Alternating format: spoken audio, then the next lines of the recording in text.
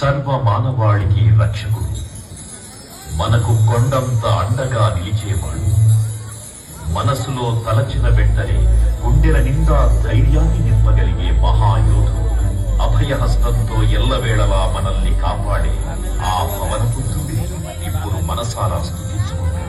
శ్రీ పంచముఖ ఆంజనేయ స్వామిగా అవతారమెత్తిన కథ దృశ్య రూపంలో తిలకిద్దాం రండి.